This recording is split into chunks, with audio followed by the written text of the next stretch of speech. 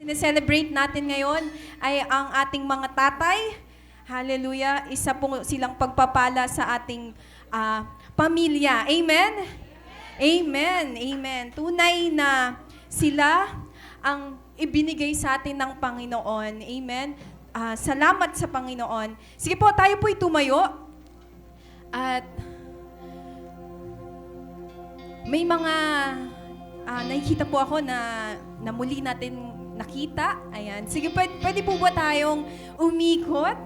At kamayan po natin ang bawat isa. Batiin ng kapatid. Ikaw ay pinagpala. Kapatid, ikaw ay pinagtagumpay ng Panginoon. Hallelujah. Thank you, Lord. Sige po, ikot po tayo. Pasalamatan natin ang ating Panginoon sa buhay ng ating mga kapatid na siyang ating kalakasan. Hallelujah. Thank you, Lord God. Thank you, Jesus.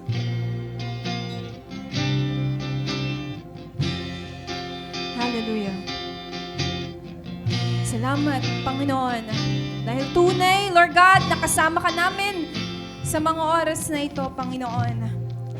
Thank you, Lord. Hallelujah. Yes, Jesus. We worship you, Lord. We acknowledge your presence, Jesus. Oh, we welcome you in this place, Father God. Fill us with your presence, Lord God. Oh, hallelujah. Sa apat na sulok ng lugar na ito, Panginoon, ikaw ang maranasan, Panginoon. Ikaw ang makita, Panginoon. Hallelujah. Thank you, Jesus. Sabi sa Zechariah chapter 4, verse 6, not by might, nor by power, but by the Spirit of God. Hallelujah. Yes, Jesus. We worship not through our effort. Amen? But through the leading of the Holy Spirit. Yes, Lord. We worship. Worship is our response of surrender. Yes. Sinusurrender natin sa Panginoon ang lahat. Saying, Lord, I will run to you. I will not rely on my strength, but on your Spirit. So today, let every song be a prayer. Every praise be an offering. And every heart be fully surrendered to Jesus. Hallelujah. Because the joy of the Lord is our strength. And His Spirit is the one who enable us to worship in truth and in power. Hallelujah. We worship you, Jesus. We acknowledge your presence, Lord God. Hindi sa aming lakas, Panginoon, kaya kami nandirito, Panginoon, kundi, Lord, sa iyong lakas lamang, Panginoon. Hallelujah. Come on, church.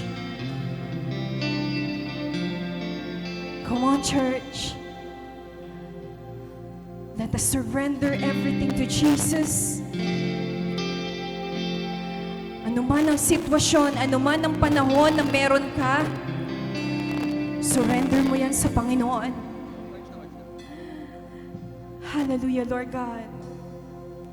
We will run to you, Jesus. Hallelujah, Lord. Thank you, Jesus. Your eyes on the sparrow, your head it covers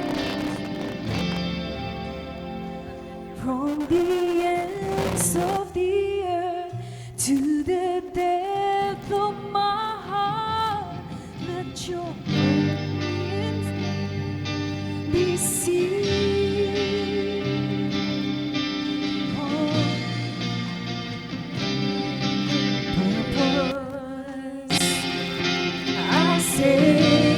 Just understand, for your glory, may you draw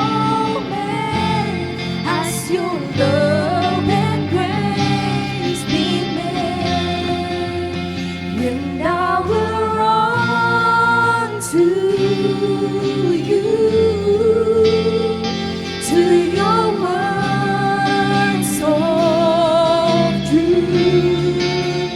Not by might, not by power, but by the Spirit of God.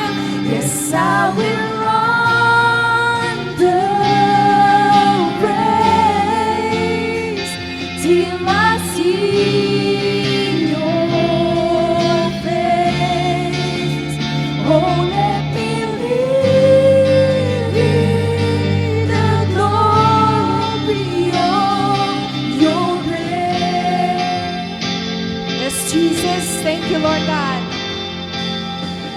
Your eyes is on this battle. In your hand, He comforts me. From the ends of the earth to the depth of my heart, let your mercy and strength be seen. You call me to your purpose. As angels understand, as angels understand. For your glory, may you draw all men as your love and grace demand. I will run and I will run to you, to your words of truth. Not by might, Lord, not by might, not by power, but by the Spirit of God. I will run, yes, I will run the race till I see your face.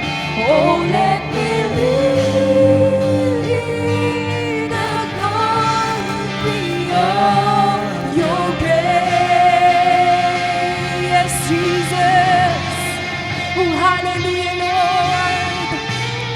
Hindi sa aming lakas, Panginoon, kaya kami nandito, Lord God, kundi, Lord God, dahil sa iyong lakas, ikaw ang aming kalakasan, Panginoon. Hallelujah, Jesus. Come on, church. Let's worship our Lord. Thank you, Jesus. Salamat, Panginoon, sa kalakasan na meron ng bawat isa, sa patuloy na magpapatagumpay mo, Panginoon, sa bawat isa, Panginoon. Hallelujah, Lord. Thank you, Jesus. Thank you, Lord God. And I will run to you, to your words of truth. Come on, church. Not by might, not by power, but by the Spirit of God. I will run, Lord. Yes, I will run the race till I see you, Lord. Till I see your face. Oh, let me live in the glory of your grace, and I will run to you, to your words of truth. Not by might, not by power, but by the Spirit of God. Yes, I will run the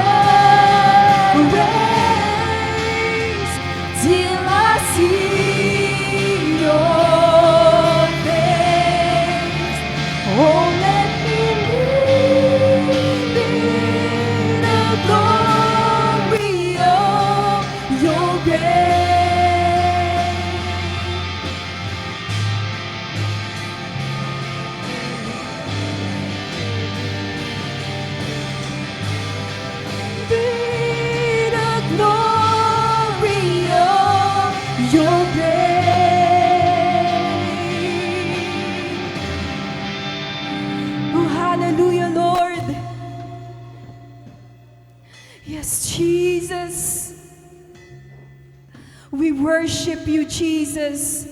Hallelujah. Salamat, Panginoon.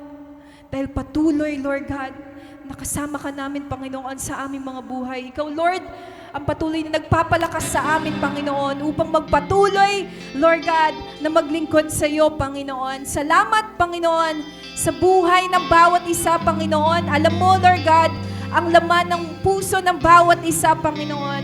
Alam mo, Lord God, ang aming mga pinagdadaanan. Alam mo, Panginoon, ang aming tagumpay, Panginoon, dahil tunay, Lord God, na Ikaw, Panginoon, ang siyang naghahari sa aming mga buhay, Panginoon. Salamat, Panginoon, sa pagkakataong ito, Lord God.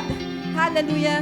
Na kami malaya nagpupuri, nagpapasalamat sa iyo ng sama-sama, Panginoon. Dahil tunay, Lord God, na nararapat lamang, Panginoon, na ibalik namin, Lord God, ang para sa iyo, Panginoon. Papuri, Lord God, na para sa iyo lamang, Panginoon. Salamat, Panginoon. Hallelujah. Palakpakan po natin ang ating Panginoon. Thank you, Jesus. Thank you, Jesus. Hallelujah. Sabi sa Nehemiah chapter 8, verse 10, the joy of the Lord is your strength. Amen. Ang joy o ang kagalakan ng Panginoon ay hindi nakadepende sa sitwasyon. Amen.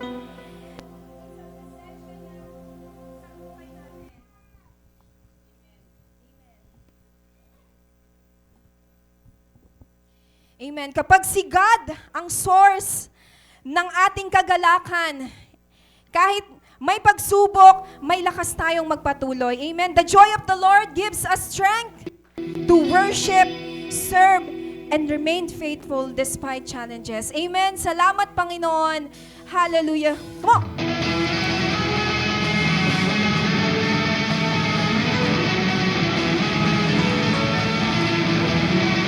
Hallelujah.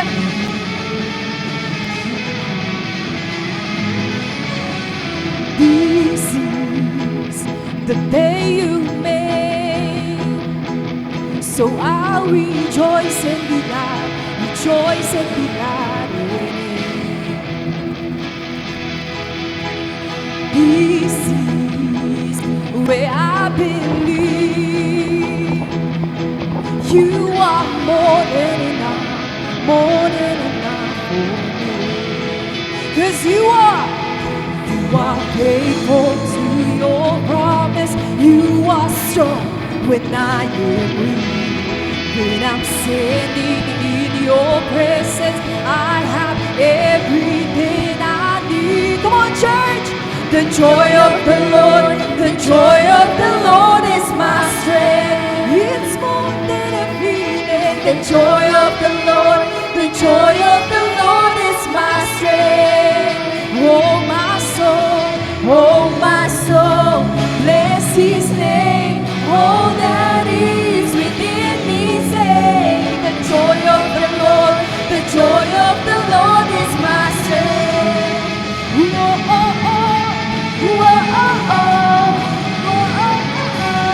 Jesus, come what may, you are worthy of all my praise. Yes, Lord, 'cause you are faithful to your promise. You are strong when I am weak. When I'm standing in your presence, I have everything I need. The joy of the Lord is my strength. It's more than a feeling. The joy of the Lord is my strength. Oh my soul, bless His name. All that is within me, say, the joy of the Lord is my strength. It's more than a feeling. The joy of the Lord is my strength. Oh my soul, bless His name. All that is within me, say, the joy of the Lord is my strength. Whoa, oh, oh, whoa, oh, oh, whoa, oh,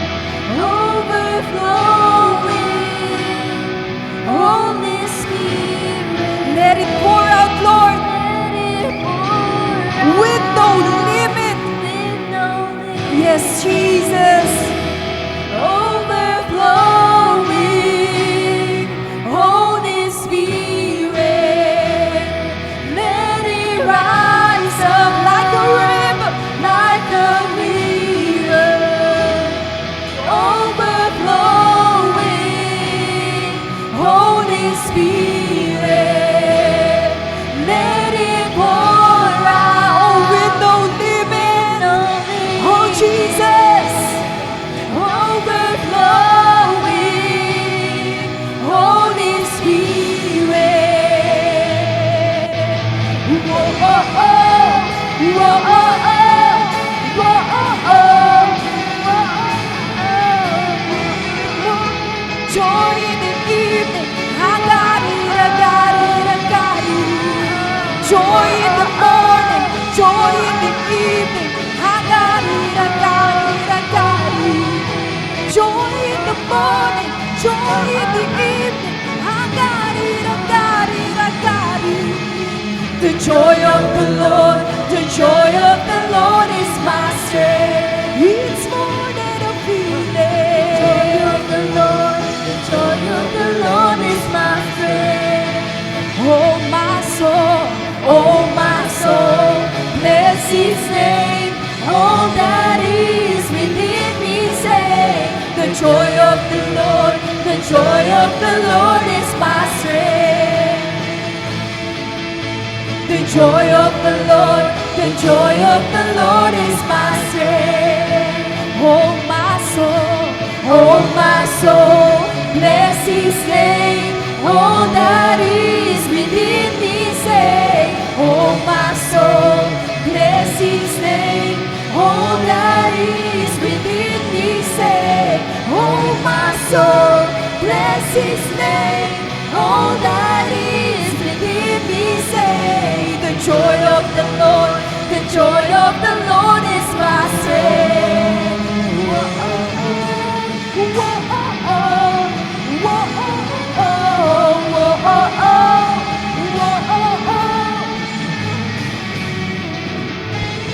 He's my strength. You are our strength, Jesus. Hallelujah. Thank you, Jesus. Ikaw ang aming kalakasan, Panginoon, at wala nang iba, Lord God. Hallelujah. Thank you, Jesus. Salamat, Panginoon. Lord, patuloy naming i-bless, Lord God, ang iyong pangalan, Panginoon. Hallelujah. Ikaw lamang ang siyang maitataas, Panginoon, sa mga oras na ito, Panginoon.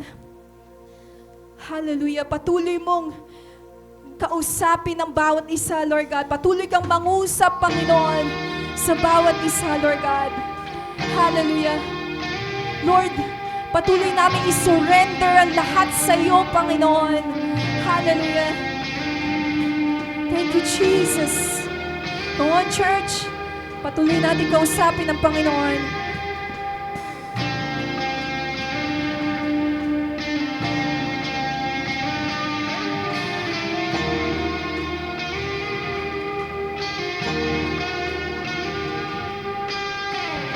Yes, Jesus. I will bless the Lord forever.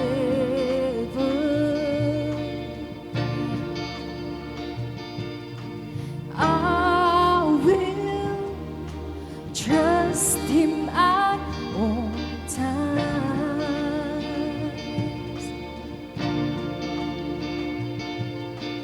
He has delivered me from all sin, and He has set my feet upon a rock,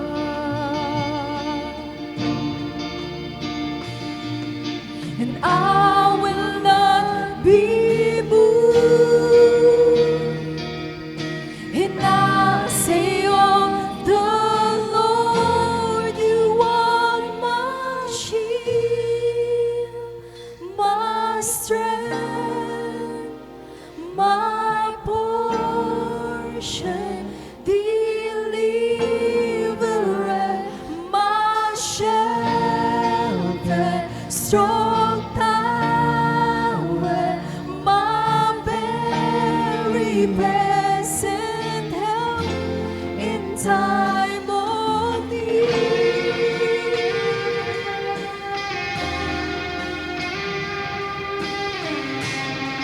Yes, Jesus. Whom have I in heaven but you? Yes, Lord.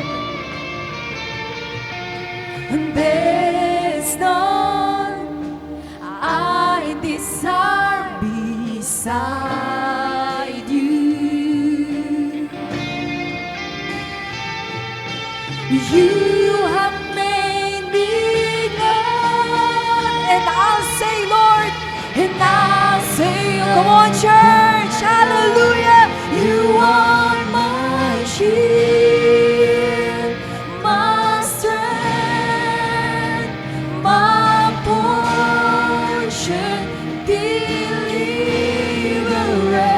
my friend, my strong tower,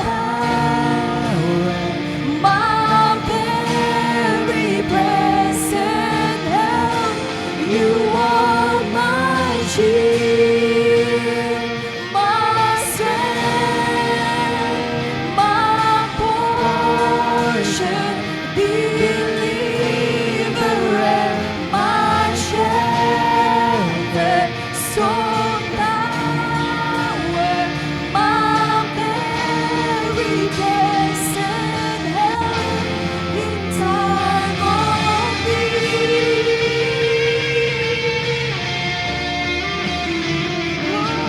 My very present help. Yes, Jesus. You are my strength, my shield, my strong tower, Lord. You are my God, my Father. Hallelujah, Lord God. You have made me glad. Come on, church.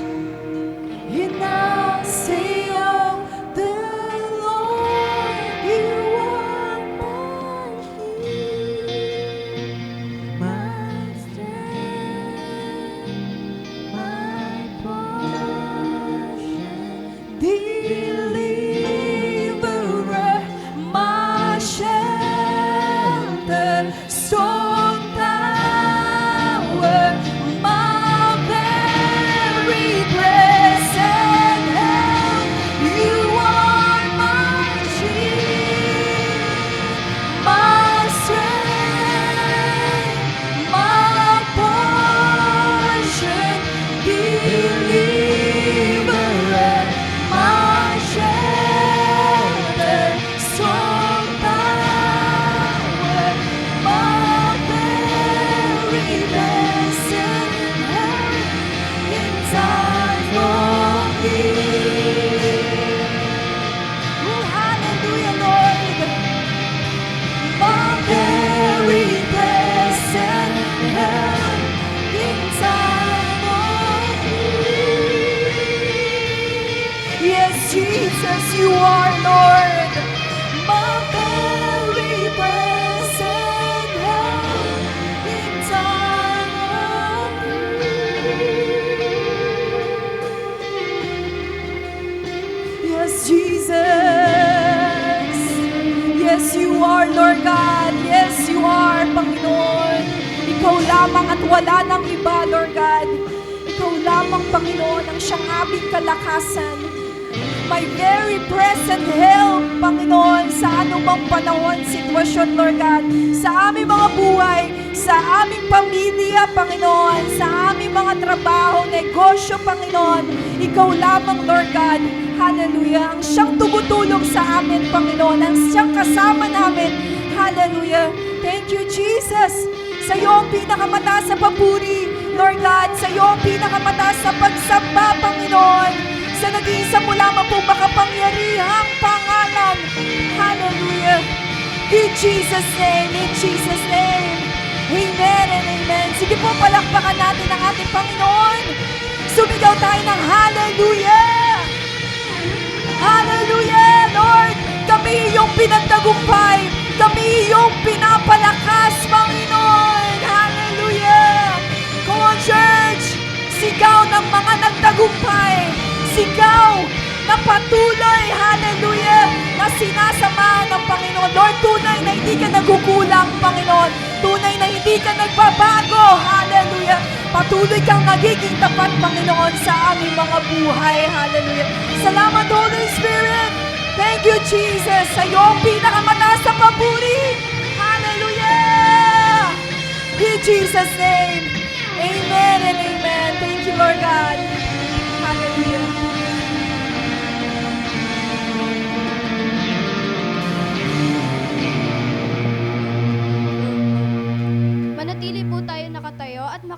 po tayo sa Mateo chapter 6 verse 9 to 14.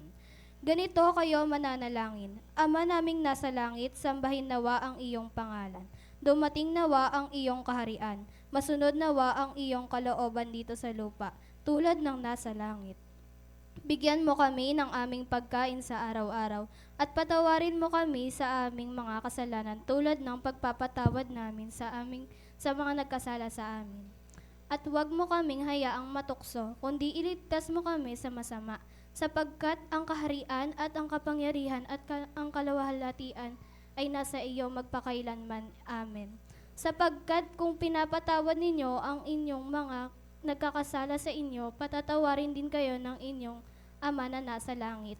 Makibukas din po tayo sa Lucas chapter 15 verse 11 to 24. Sinabi ni Jesus, may isang tao na may dalawang anak na lalaki. Sinabi sa kanya ng bunso, Ama, ibigay na po ninyo sa akin ang mamanahin ko, at hinati nga ng kanyang ama ang kanyang ari-arian. Pagkalipas ng ilang araw, ipinagbili ng bunso ang kanyang bahagi at nagpunta sa malayong lupain. Nilustay niya roon sa mga bisyo ang lahat ng kanyang kayamanan. Nang maubos na ito, nagkaroon ng matinding taggutom sa lupaing iyon, kaya't siya'y nagsimulang maghirap. Namasukan siya sa mga taga roon at siya'y pinagtrabaho nito sa mga babuyan. Sa tindi ng kanyang gutom at dahil sa wala namang nagbibigay sa kanya ng pagkain, halos kainin na niya ang mga pinagbalatan ng bungang kahoy na pinakain sa mga baboy. Ngunit napag-isip-isip niya ang kanyang ginawa at sinabi niya sa sarili niya, labis-labis ang pagkain ng mga alila ng aking ama, samantalang ako'y namamatay dito sa gutom. Babalik ako sa aking ama at sasabihin sa kanya, Ama, nagkasala po ako sa Diyos at sa inyo. Hindi na po ako karapat-dapat na tawaging anak ninyo. Ibilang na lamang ninyo akong isa sa inyong mga alila. At siya'y nagpa siyang umuwi sa kanila. Malayo pa'y natanaw siya ng kanyang ama. At dahil matinding awa ay patakbo siyang sinalubong ni Yakap at hinalikan. Sinabi ng anak, Ama, nagkasala po ako sa inyo at sa Diyos. Hindi na po ako karapat-dapat na tawaging anak ninyo. Ngunit tinawag ng ama ang kanyang mga alila, Dali, kunin niyo ang pinakamagandang damit at bihisan niyo siya. Suotan niyo siya ng mga singsing at sandalyas. Katayin ninyo ang pinatabang guya at tayo'y kumain at magdiwang.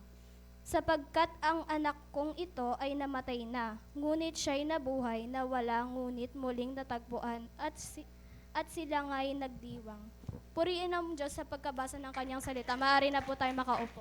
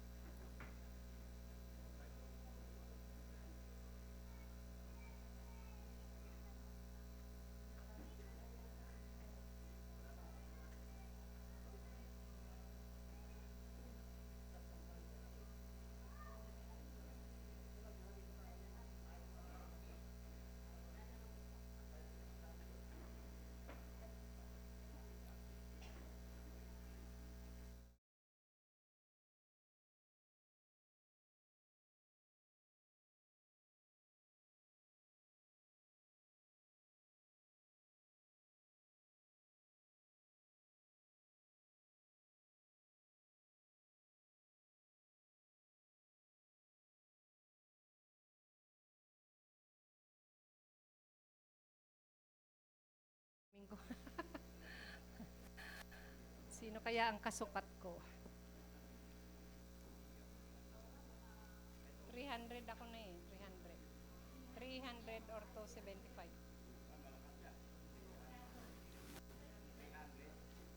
300. Sino kaya kasukat ko dyan?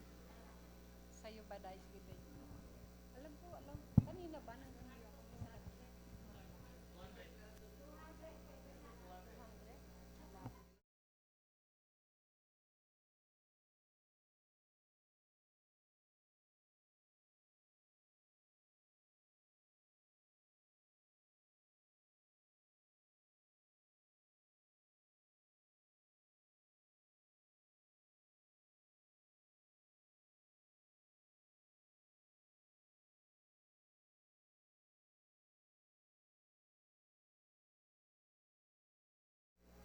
Tigulang na.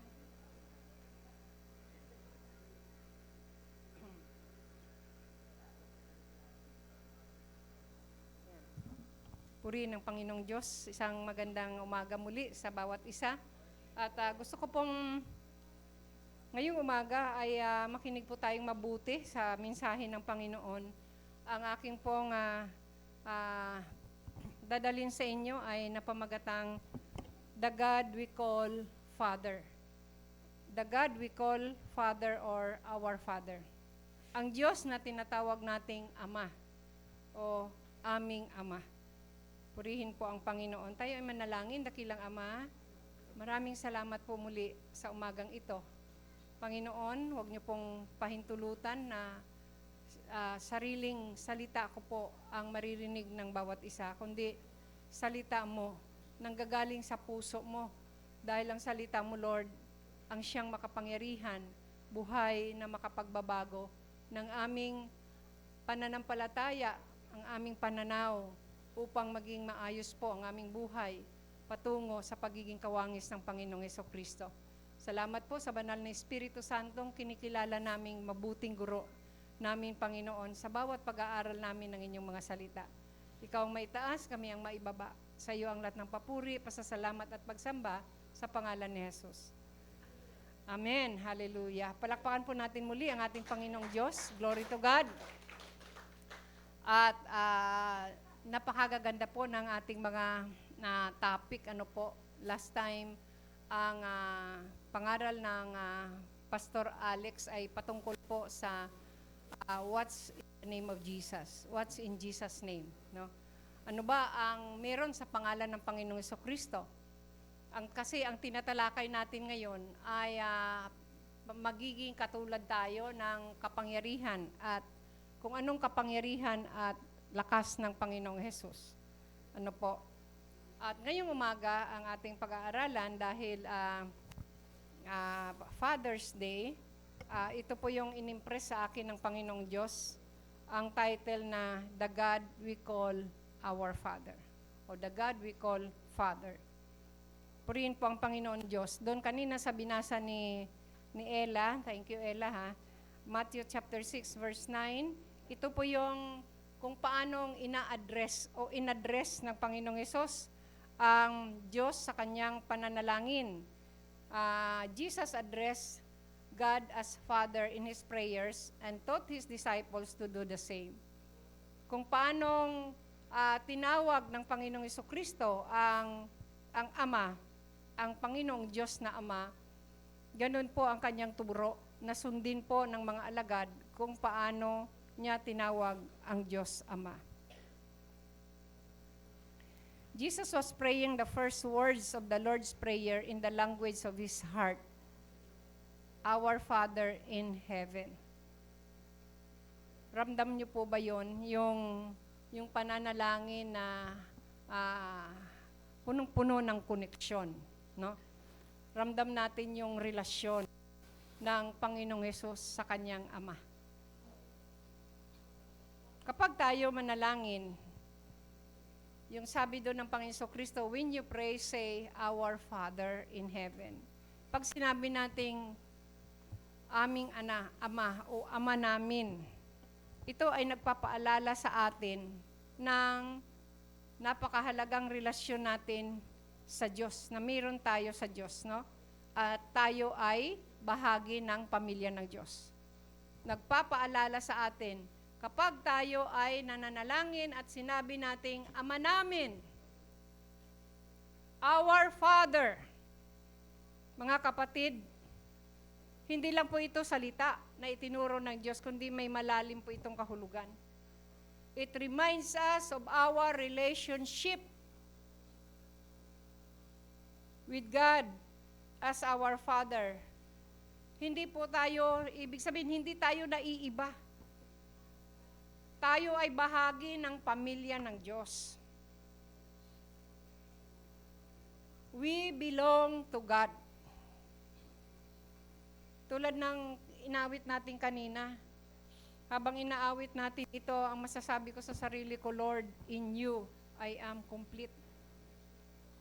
Diba sabi doon, the joy of the Lord is our strength. He is our shelter. He is our shield. Shield, siya ang sumasangga sa atin. Kumbaga parang pader, no? Wall of protection. Our shelter. Sa Kanya tayo, sa loob ng Kanyang presensya tayo naninirahan. Our portion, bahagi na siya ng buhay natin, mga kapatid. Kapag tinanggap natin ang Panginoong Jesucristo sa ating buhay, tutuhanan, hindi na nangahulugang, hindi na tayo nagkakamali pa rin tayo. Pero sa ating pagtawag sa Diyos, pag-aalala, Ama namin, Our Father, sa ating pagkakamali, it reminds us, no? It reminds us of our relationship. Hindi lang basta-basta relasyon eh. Hindi lang masasabi ko na parang biological na rin, ano po?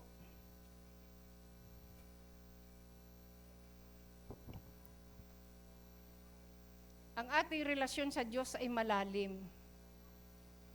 Dahil kung nauunawaan natin kung paano tayong nakabit sa Panginoon, He becomes our portion. Our portion, our deliverer, our strong tower, a very present help in trouble. Ano pa ang hahanapin natin? Nasa Kanya na ang lahat, mga kapatid. We belong to God and we are His children. Yan po yung ating identity. Huwag po nating itong minus-minusin lang, ano po? Hindi po ito isang ordinaryong pagpapala o pribilehiyo na meron tayo sa ating Diyos. Sa ating mga ama ng tahanan, hindi tayo, ako po, bago ako nagkaroon ng asawa at pamilya, meron akong ama. Wala na lang, namatay na yung aking tatay. Siya po ay pogi, siyempre, brother, Siya po ay masipag din naman. Siya po ay maasikaso, masarap magluto. Meron lang siyang isang kahinaan. Matindi po siyang maglasing. Yung tatay ko. Matinding maglasing at yung paglalasing na yon ay nahihigitan sa lahat ng kanyang kabutihan, ng kanyang mga katangian.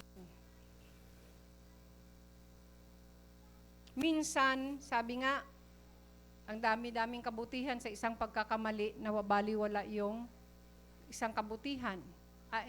Ang maraming kabutihan. Bakit? Kasi nahihigitan eh. Higit pa yung kanyang pag-iinom, kapag nakainom na siya, wala na siyang inintindi at wala na, para bang pakiramdam ko sa tingin ko sa tatay ko, yun na yung kanyang kasiyahan, ang kanyang barkada, yung kanyang whiskey. Dumating po yung tatay ko na hindi po siya makatulog kapag wala po siyang whiskey sa ulunan niya, sa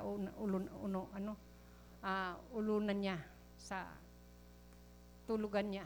Ito yung kanyang pinagmumumog. Pinagbibigyan na lang po siya ng nanay ko siguro para wala ng gulo. Hindi po yan naging asawa ng nanay ko kung hindi sila nagpakasal. Merong nangyari po doon sa na pag susumpaan sa harapan ng Diyos at sa harapan ng mga saksi nung sila ay kinasal. Naniwala po siya sa tatay ko. Yan po yung katotohanan kung bakit sila nagiging mag-asawa. Hindi kayo anak ng inyong mga nanay at tatay kung hindi sila nagkasundo na magsama, magpakasal, at nagsumpaan na sila nang magsasama habang buhay. Hindi tayo basta-basta nagiging anak ng Diyos kung walang isinakripisyo ang ating Panginoong Hesus, mga kapatid. At kung wala tayong ginawa sa ating mga sarili, ang sabi po sa John, hindi ko po naisulat dyan, John chapter 1 verse 12, ito po yung sinasabi ng aklat ni Juan. Subalit ang lahat ng tumanggap at sumampalataya sa Kanya ay binigyan niya ng karapatang maging mga anak ng Diyos. Sa lahat, mga kapatid, lahat ba tayo ay tinatanggap natin ang Panginoong Jesucristo? Sumasampalataya ba tayo na siya ang anak ng Diyos? Amen. So ano ang sukli nun, mga kapatid? Binigyan niya tayo ng karapatang tawaging mga anak ng Diyos. At sabi po sa verse 13, sila ay naging mga anak ng Diyos, hindi dahil sa isinilang sila ayon sa kanila sa kalikasan o sa kagustuhan o sa kagagawan ng tao, kundi ayon sa kalooban ng Diyos. Ganyan po tayo nagiging anak ng Diyos. Ganyan po ang kwento kung bakit tayo tinawag ng mga anak ng Diyos. Sumampalataya tayo, tinanggap natin ang Panginoong Jesucristo. Binigyan tayo ng karapatang tawaging mga anak ng Diyos. Hindi po dahil mga anak tayo ng Diyos dahil sa kagagawan ng tao o kalooban ng kalikasan o ano paman, kundi dahil sa kalooban ng Diyos. Tayo po ay tinubos ng banal na dugo ng Panginoong Jesucristo. Hindi naman natin naranasan na talagang nabuhos sa atin ang banal na dugo ng Panginoong Jesucristo, pero nangyari ito dahil sa ating pananampalataya. Sino ang Diyos? Who is the God we call our Father? Mga kapatid, sino ang Diyos na tinatawag nating Ama? Una, God is personal. Pinapakilala sa atin ng Panginoong Jesucristo ang Diyos sa dalawang salita, our Father. Ibig lang pong sabihin nito, ang Diyos ay hindi lang kapangyarihan, kundi isa siyang persona. No po? He is personal.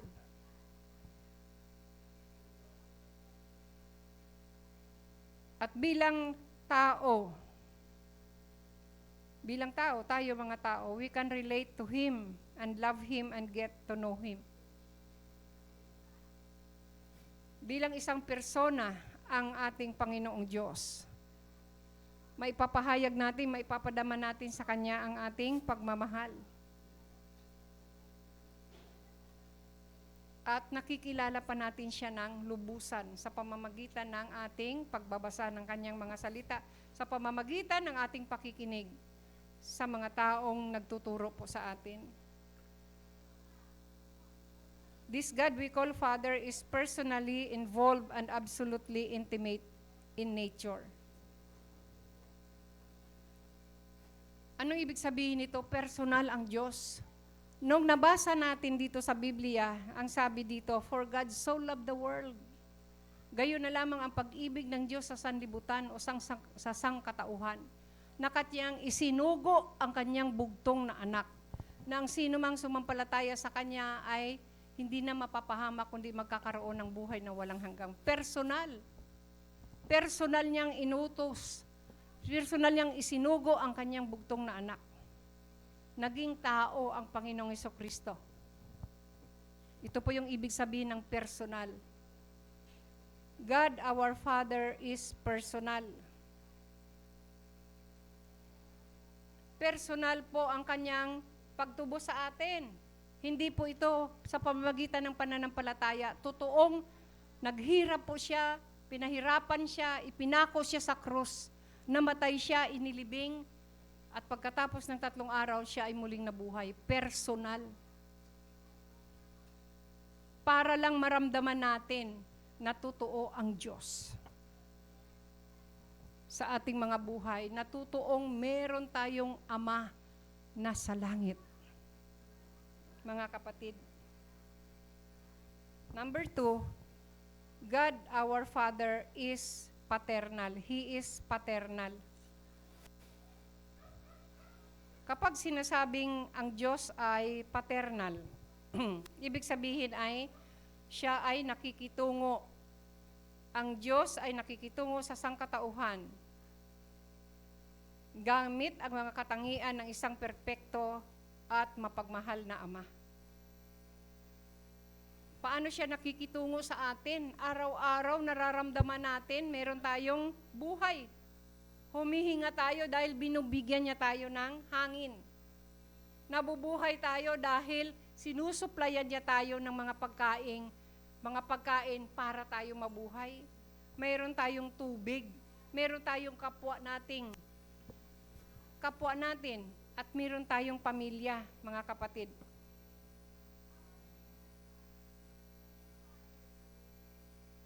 Sa halip na ipakita siya bilang isang malayo at galit na pinuno, ang Diyos po datin, He is not a distant God. Hindi siya malayo sa atin. Malapit ang Diyos sa atin, ang katotohanan na sa atin ang Kanyang Espiritu, sa katauhan ng banal na Espiritu Santo.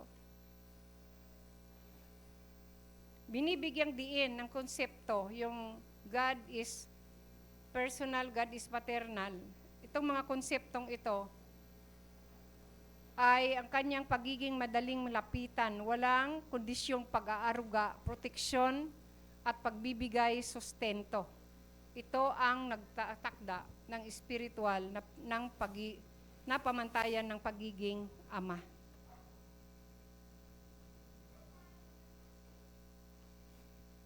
Ang mga ama ng tahanan, literally, sila po ay mga ama, father, anong tawag doon? Sila ang haligi ng tahanan. Hindi lang po para ang papel ay maging asawa o katuwang ng asawang babae. Pero marami po kayong responsibilidad tulad ng ginagawa ng Ama sa kanyang nilikha.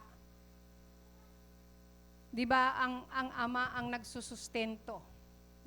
Pero makikita natin, pagdating ng retirement, wala na. Hindi na kasing sagana ng sustento noon kaysa ngayon. Tama ba, Brother Ramon? Kasi na lang, bahagi na lang yung sinasabing pensyon. Kapiranggot na lang yun. Mga kapatid, buti na lang lumalaki ang mga anak. Nagkakaroon ng sariling buhay, nagkakaroon ng trabaho, at hindi na umaasa na lamang sa mga magulang. Pero ang katotohanan, ang mga ama talaga, they are the ones who dapat nagpo-provide sa kanilang pamilya. At hindi po yan nababago. Kahit na nga nagkakaroon na ng pamilya ang mga anak, makikita natin, dito na dong yung hantik ko, nakikita natin nakikita natin na, dala-dala ni Ella,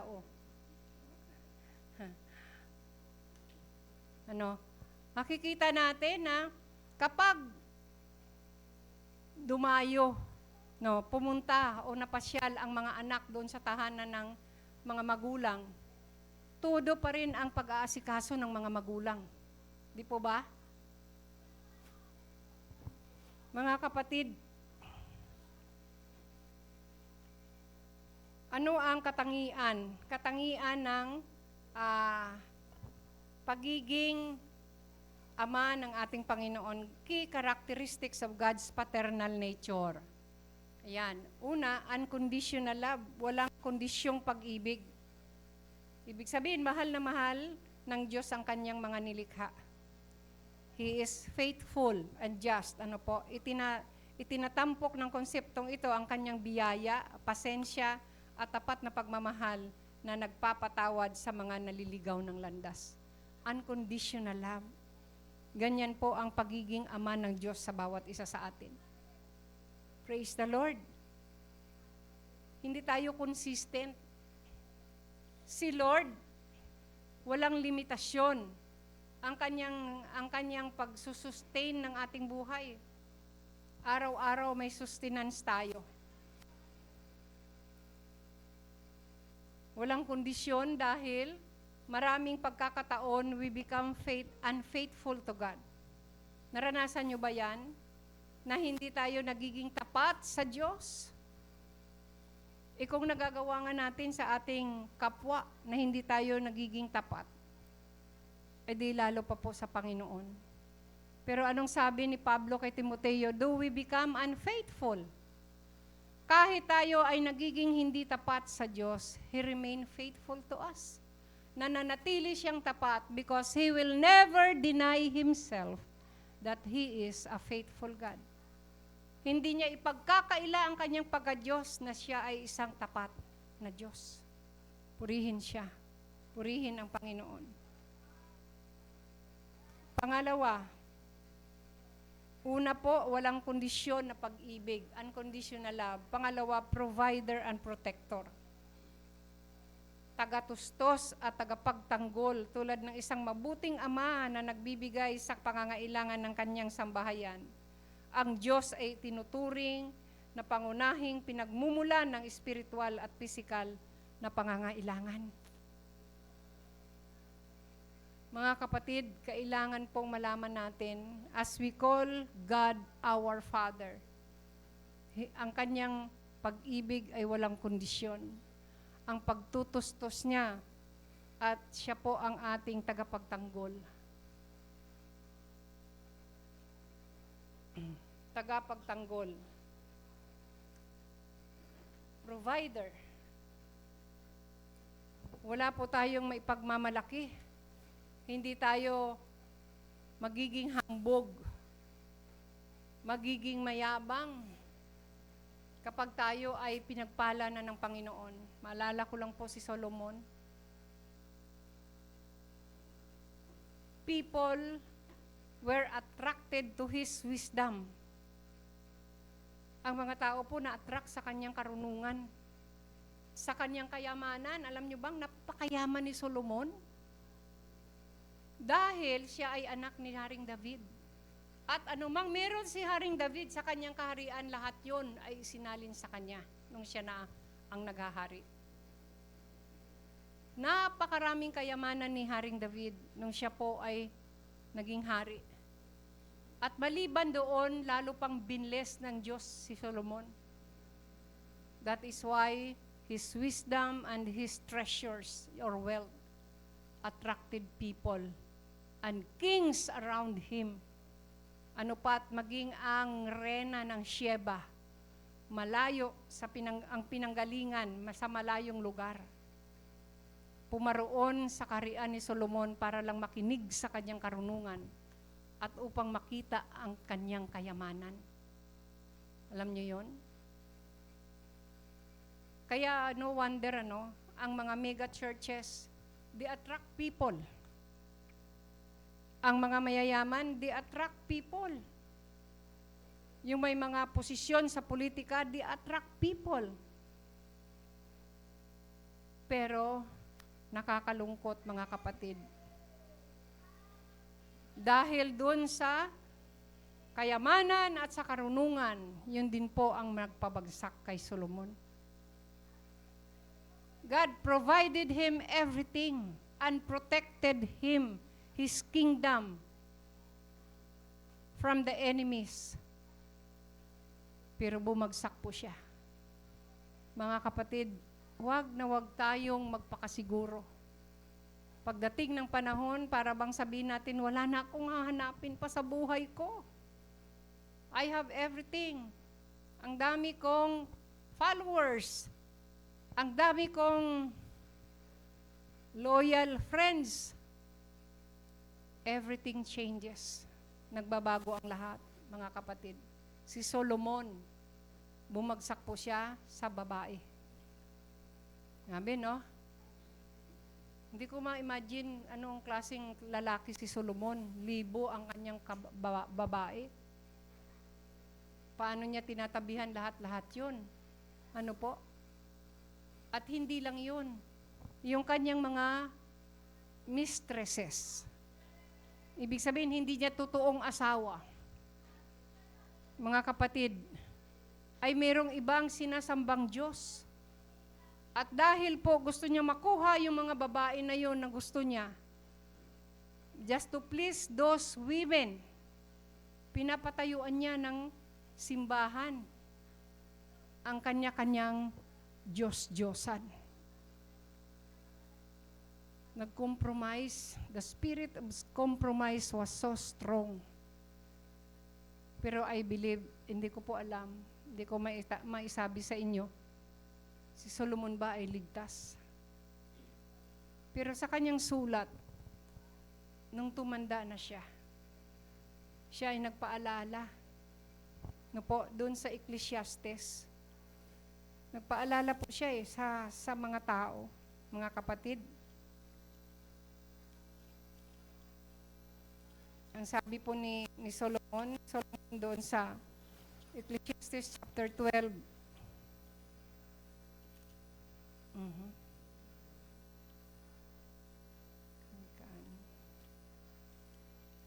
mangangaral, the preacher. Ito po ang sabi ni Solomon, makinig kayo mga kapatid. Ang sabi niya, Ecclesiastes chapter 12,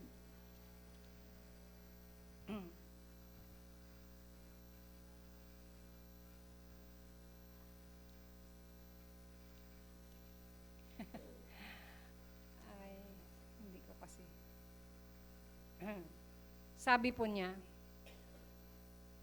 sa kabila ng lahat ng ito, sabi ni Solomon, yung lahat ng ito, ibig sabihin yung kanyang karangyaan, lahat-lahat ng kanyang karanasan bilang isang hari. Isa lamang ang aking masasabi. Sa dami na ng kanyang nasabi, no?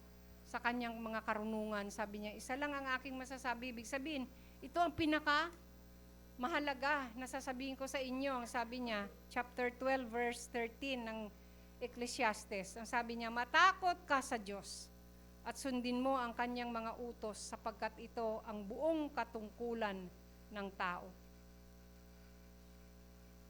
Fear God and obey His word or His commandments, for this is the whole duty of man. Ano po? Yun po yung sinasabi ni Solomon. Dahil naranasan niya kung paano siya na pinrovide at pinotektahan ng ating Panginoong Diyos. Pangatlo po, guidance and discipline, gabay at disiplina. Sa isang paternal na Diyos ay nagbibigay ng moral na direksyon. Pag sinabing moral, mga kapatid, kung paano tayo nakikipagkapwa. Ang banal na disiplina ay nakikita bilang paraan ng Diyos upang ituwid, sanayin at gabayan ang kanyang mga anak ng may pagmamahal sa halip na puot. A paternal God offers moral direction. God corrects, trains, and guides His children out of love rather than wrath. Salamat po. Dahil bilang ama na mabuti. Tayo mga ama, naririnig ko minsan sa magulang, ayaw ko sabi sa anak na maliit, ayaw kong inaapi-api ka dyan sa labas. Huwag kang magpapaapi. Pag may sumuntok sa'yo, suntukin mo rin. Diba? Ganun yung turo minsan sa ibang mga ama. Pero I hope na hindi po ito nangyayari sa atin at sa mga magiging ama pa lang. Pagdating ng araw, wag nating turuan, no? tayo po yung maggagabay. It is the father's responsibility to guide, gabayan ang mga anak. Hindi po sa pattern, ng puot, kundi sa, sabi dito, sa pag-ibig. Pagmamahal sa kapwa. The father always discipline. Palaging nagtutuwid, nagtitrain, sinasanay, at ginagabayan ang kanyang mga anak sa pagmamahal sa halip na puot. Next, authority and sovereignty. One of God's paternal nature. Authority and sovereignty. Otoridad at kapangyarihan. Itinatag nito ang Diyos bilang ulo ng isang espiritual na pamilya na karapat-dapat sa dangal, paggalang at pagpipitigan. Authority, it establishes God as the head of a spiritual family deserving of honor, respect, and reverence. Mga kapatid, deserving of honor.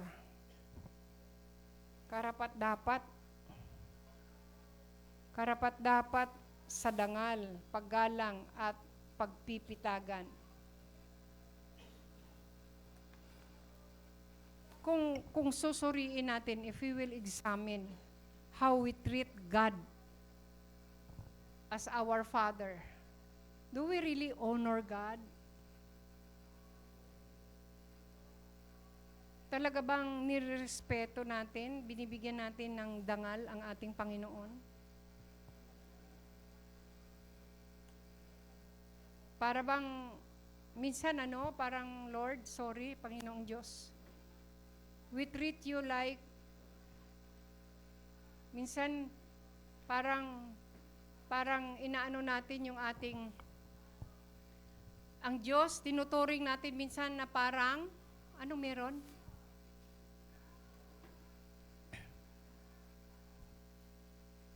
Itinuturing na natin parang tao lang. Mahiya po tayo sa Panginoong Diyos, mga kapatid. At yun din po, hindi lang sa ating Diyos. Tayo pong nandito, kung mayroon pa kayong mga tatay, bilang itinalaga, gaano man ka undeserving, gaano man po ka nabigo tayo sa mga expectations natin sa ating mga ama, still, yun po ang disenyo ng Diyos. Igalang natin sila. Let us give them the honor due to them. They deserve the honor, the respect. Dahil yun po ay ang nararapat.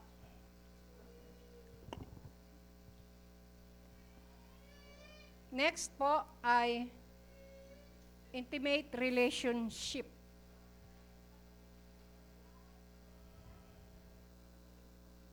Malapit na relasyon. Dito po inaanyayahan ang mga nananalig na lumapit sa Diyos ng may kalapitang loob. Kilala ito sa Kristyanismo sa pagtawag sa Diyos bilang Aba. Isang malambing na tawag na nagpapakita ng matalik na ugnayan. Sabi po sa Bible, binigyan tayo ng Diyos ng Espiritu ng Diyos so that we can call Him Abba, Father. Ang Abba po, ang ibig sabihin, Abba, A-B-B-A. Sa Hudyo, ang ibig sabihin, ang equivalent nun ay Daddy. Father. Sabi po ni Pastor Noe, nang nandun po siya sa Israel, yung mga kabataang naglalaro, sabi nila, Aba, Aba, Aba. Yun pala yun. Kapag nakita nila yung kanilang tatay, ang tawag nila, Aba, Aba, which means Father. Father. Po? Ito po ay malambing. Paano ba ngayon? Nakakalungkot no? Ang mga kabataan, yung sinasabi nilang mga generation, anong tawag nyo sa sarili nyo? Gen Z? Generation X? Ano ba ang tawag? Millennial? Ano pa ang tawag nyo sa sarili nyo? Mga kabataan? No? Ako, nagagalit ako kapag minsan sasabihin ni Divine, mudra, sabing ganyan. Ayoko nang ginaganon ako no? Yung ginagaya, yung kung ano yung mga tawagan sa labas. Marami pong mga kabataan sa Amerika, ang tawag nila sa Diyos, bro. Bro. Hindi po ganun ang pangalan ng Diyos.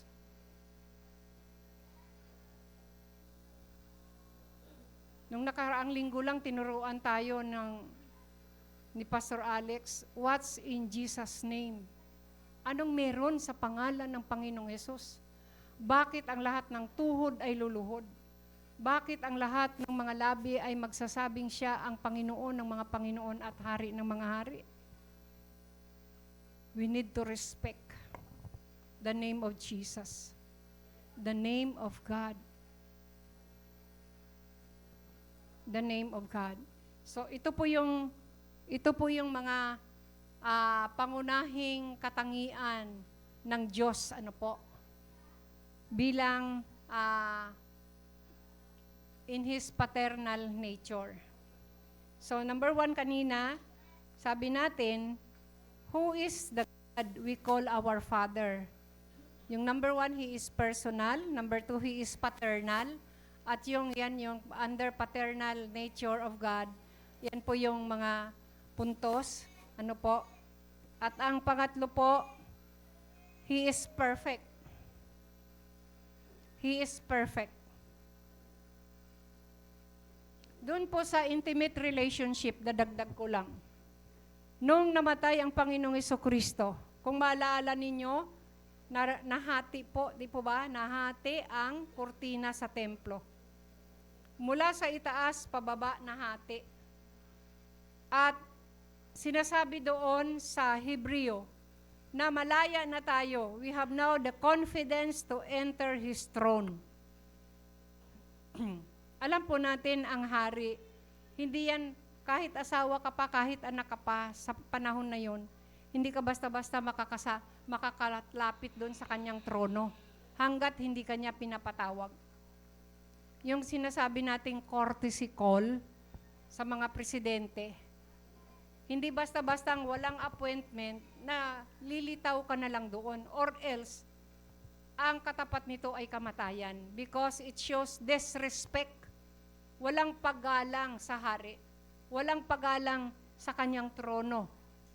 Sa kanyang paghahari ang inyong paglitaw doon para lang ikaw ay may request o sasabihin. Kaya ang sabi ni Esther, nung siya po ay pupunta sa hari, sabi niya, ipanalangin niyo ako.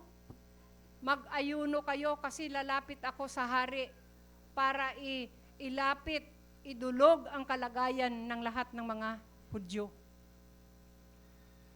Kasi alam ni Esther, kahit asawa siya, hindi siya basta-basta lalapit sa hari or else papatayin siya. Kapag hindi inangat ng hari ang setro kay Esther, pwede siyang patayin. Pwede niyang sabihin sa mga kawal, alisin ang lapastangan na yan. Patayin. Kasi nga, hindi siya pinapatawag, pero lumapit siya. Kaya sabi niya, if I perish, I perish. Kung ako ay mapapahamak, mapapahamak. Kung mamamatay ako, ako ay mamamatay, kaya panalangin ninyo ako. Ganun po kasagrado ang trono ng hari. Pero nung namatay ang Panginoong Jesucristo, ang sabi sa Bible, nahati yung makapal na kurtina. Makapal, siguro ang sinulid nun makakapal, At yun ay, nakakita na kayo ng mga kurtina sa mga mamahaling hotel at saka sa mga gandang bahay, ang kapal ng kanilang kurtina at ilang patong yun. Iba-iba. May first, second, third, fourth, yun ay makapal. Pero nahati sa gitna at ang sabi sa Hebreo, pwede na tayong makakalapit sa kanyang trono. with confidence. Ano yung confidence na yon? Tayo po ay binigyan na ng karapatan ng Panginoong Jesucristo sa pamamagitan ng kanyang banal na dugo, na tayo ay natubos na at tayo ay sinuotan niya na ng kanyang katwiran. Ibig sabihin, napawi na yung ating mga ang ating pagiging makasalanan. Tayo ay banal na dahil nasa atin na ang kabanalan ng Panginoong Hesus. So makakalapit na tayo sa presensya ng Diyos with confidence. We can now enter His throne and find mercy or grace and help in time of our needs. Napakaganda po ng sinasabi diyan, intimate relationship. Tandaan po natin yan. Ang pangatlo po, as a father, He is perfect. Siya ay ganap. Ang sabi doon, our Father in heaven. Yung ibig sabihin doon ng heaven, mga kapatid, this is more than a place. Ang ibig sabihin nito ay yung katangian ng Diyos. The term means to be lifted up or uplifted. Siya po ay itinaas at kailangan nating itaas sa ating mga pagpupuri, sa ating mga pagsamba. Bilang isang hari, isang Diyos na nasa trono. Heaven is generally thought of as being above. Kapag pinag-uusapan ang langit, ang nasa isip natin, nasa itaas yan. Pero walang nakakaalam kung nasaan talaga ang langit, no? Pero maaano natin na nasa itaas kasi ang sabi sa Bible, ang langit ang kanyang trono at ang mundo ang kanyang tungtungan ng kanyang paa. Ibig sabihin, nasa itaas at tayo ay nasa ibaba. Pero, again, it is more than a location. It is a nature. Ang pinasabi po dito ay yung katangian. What makes heaven, heaven? Bakit ang langit ay langit? Dahil ito ay isang perfect place. Isang lugar na ganap. Perfect. Because it is God's place. And therefore, ang ating amang nasa langit, ito po ay nagpapahayag lamang that our God, our Father in heaven is perfect. Matthew 5 verse 48. Bago pa po itinuro ng Panginoong Jesucristo ang Ama namin, sinabi muna niya, kaya maging ganap kayo, be ye perfect. Gaya ng inyong Ama na nasa langit, be ye perfect for your Father, like your Father in heaven. Number 4, He is preeminent. Pag ibig sabihin po ng He is preeminent, bilang Diyos na ating Ama, siya ay nangunguna. Nangunguna. Sa prayer, sabi ng Panginoon Kristo, kapag kayo manalangin, sabihin ninyo, Ama namin na nasa langit. Mga kapatid, ibig sabihin, sa Genesis chapter 1 verse 1, ang sabi doon, in the beginning, God. Sa pasimula ay Diyos. Wala nang mauuna pa sa Diyos. Siya yun eh. He is the beginning and the end. The Alpha and the Omega. Walang ang tao, palagi bida-bida yan eh, no? Gustong mauna.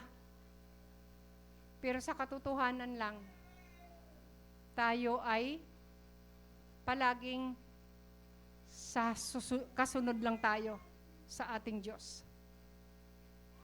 Palagi siyang nangunguna. Kapag palagi siyang nangunguna sa ating panalangin, nagiging makabuluhan ang ating panalangin. Kahit ano pang panalangin, ang ganda ng ating mga sinasabi, kapag hindi nangunguna ang Diyos, baliwala ang panalangin na yun. Kaya yun ang sinasabi ng ang tinuturo na panalangin ng Panginoong Jesucristo.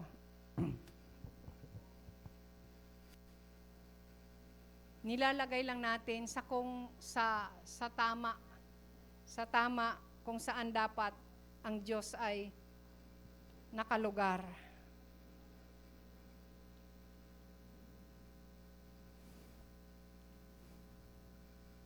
Purihin po ang Panginoon. So, napakaganda pong pagbulay-bulayan na ang Diyos na may likha ng langit at lupa, ang Diyos ng ating mga ama noon, nila Abraham, nila David, nila Daniel, ng lahat ng mga propeta, ay siyang ating Ama. The God we call our Father, or the God we call Father. Hindi lang siya Diyos sa atin, siya ay ating Ama. Napakaganda po nun. Sana hindi po natin hindi tayo kawawa. Hindi tayo kawawa. Yung poverty mentality, ano po? Hindi ako kawawa. Ang Diyos ang aking Ama. Siya ay hari. Wala man tayong ugnayan sa kahit kaninong politika. Pero ang ating Diyos ang hari ng mga hari. Panginoon ng mga Panginoon. Amen? Palakpakan po natin ang ating Panginoong Diyos.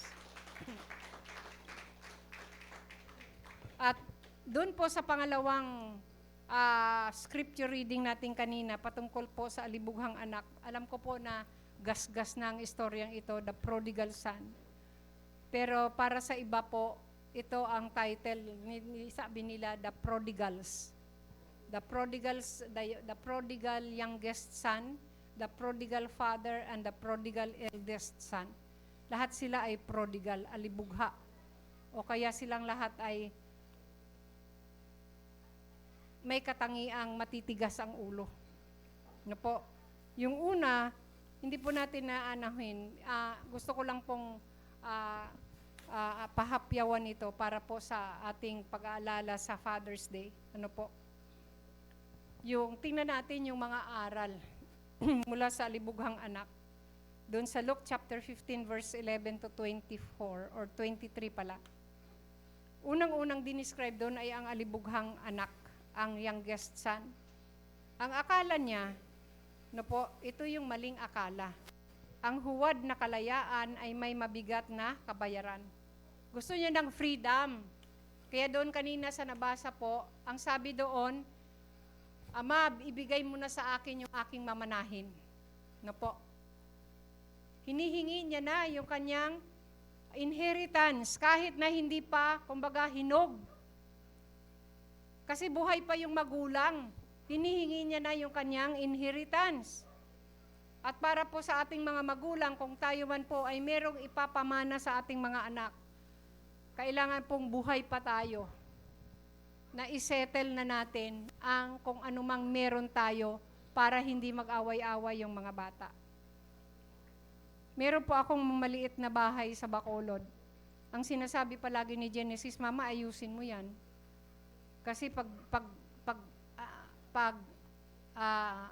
umpisahan pa yan ng away-away. Ang sabi ko kasi nag-asawa na silang lahat, ang sabi ko kay Precious Be, ano man yung meron dito sa loob ng bahay ko?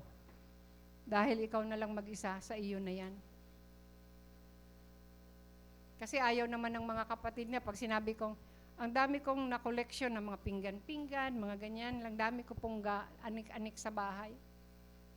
Kukuha lang sila doon, maakin na lang to, sige. Pero pag sinabi ko, dalhin mo na to yung ganito, ayoko yan. Siyempre, iba na yung taste nila. Yun. Pero ang sabi ko noon, isa sa aming mga devotion ni Pastor Alan, ang sabi ko sa mga anak, maliliit pa sila, hindi ko lang matanda kung naalala nila. Ang sabi ko sa kanila, ito, tandaan ninyo, ito yung aming maipamamana sa inyo. Kami ng papa ninyo, wala kaming kayamanan. Walang impok sa bangko, walang mga alahas o ano pa mang mga valuables, yung talagang may halaga. No po, ang mga damit ko, ukay-ukay. Ang sapatos ko, size 12. Sino magmamana niyan, ano? Ang dami ko pong mga gamit na hindi naman talaga nila,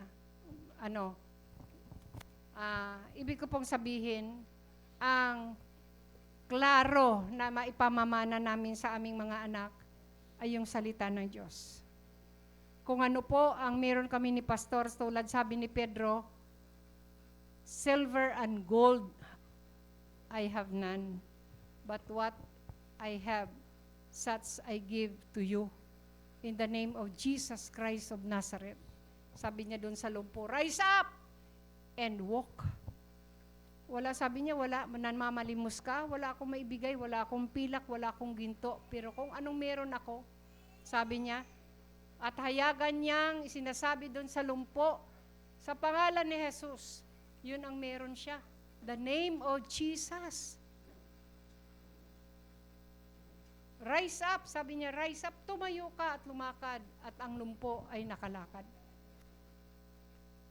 Leaping and praising the Lord. Sa loob ng templo, siya po ay nagtatalon at nagpupuri sa Diyos sa kagalingan na kanyang natanggap. Ganun po sa ating mga magulang, mga kapatid, kung tayo po ay tapat sa Diyos, mahal natin ang kanyang salita, na ipapakita natin sa ating mga anak, na tayo nagbabasa ng salita ng Diyos, interesado tayo sa mga bagay patungkol sa Diyos, yun po ang iiwanan natin sa ating mga anak. Because we cannot give what we don't have. At hindi natin pwedeng sabihin sa ating mga anak, dadalhin kita doon, kung ikaw mismo ay wala ka namang interes na puntahan yung lugar na yun.